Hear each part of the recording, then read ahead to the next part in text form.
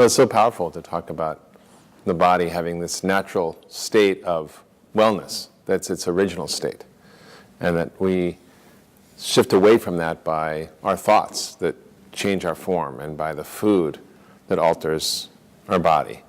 And so I'd love to hear more about how we actually can use our thoughts and food to shift the form that we have to create a place where we can be more awake, where we can be more present, where we can be more connected to truth. When you talk about being connected to truth, truth is not an idea or a concept. It is not a philosophy that you read or make up in your mind. The truth about the body is, you only gave it material, but the body was manufactured from within. You did not make it from outside. You did not get a sculptor to create this body. It's from within that it was sculpted.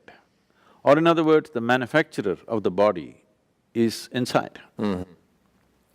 If the manufacturer of the body is inside, if there is a little repair job to be done, would you like to go to the manufacturer or the local mechanic? If you lost the ID of the manufacturer, you go to the local mechanic. If you have access to that which is the source of creation within you, an intelligence within you which can transform a piece of bread into a complex mechanism that we call as a human being.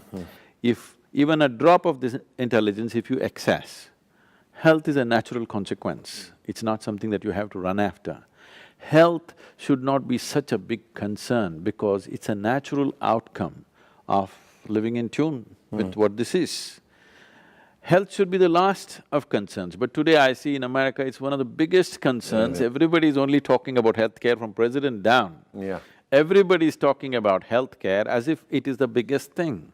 It is not the biggest thing if you live naturally in tune with what this is as a life. It's a natural outcome of living. A tree is not worrying about its health, a bird is not worrying about its health. The buffalo in the wild is not worrying about his health. He's just in tune with nature and he is healthy. So how do we get back to that? We've come so far from that, we're so disconnected from ourselves, from how our minds work, from the food we eat, from even this idea that we can create health from within. How do we, in a practical way, if people are wondering as they listen, how do I do this for myself? How we actually create… If I speak about this, I will make very powerful enemies in America. Please, please. We have to speak what's true. Now, we must understand this one thing.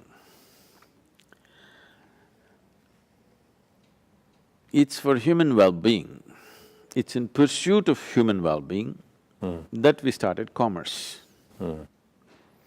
So commerce should always serve human well-being. Right now, commerce is leading. For the health of the economy, we are surrendering the health of the human being.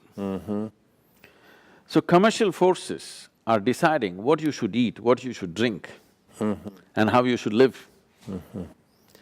It should never be so, but unfortunately, we have chosen that model across the world today, that commercial forces are going to determine the nature of human existence. No. Human consciousness should decide the nature of human existence and commercial forces should serve that purpose.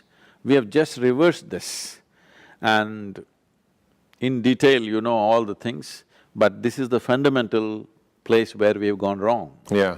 How does the individual person shift that, to take back the power from commerce to actually make choices that will make them change? Because we want to… I have a clear-cut 3 steps to change this. Whether we will do it in our lifetime or not is questionable, that's why we've come together. First thing is campaign. That people should become aware that the way they're being used by forces which were supposed to serve them, they must become conscious of that, aware of that. The next thing is education as to how to fix it in individual lives. The next thing is policy. These three things must happen. It must happen in this order, it's very important. First campaign, then education, and then And a policy. campaign to raise awareness of the Yes, problem. campaign to raise awareness. Everybody should feel what we're doing is wrong. They should not know what is right for some time. Don't tell them in your books what's the right thing to do, really I'm telling you, because that'll dilute the whole process. If you want a global transformation, everybody should know the way they're eating, drinking and the way they're compelled to do things in this world is wrong. It should build up to a certain level. Then education, what is the right thing to do? Then the policy. That's big steps. Yes. Big steps.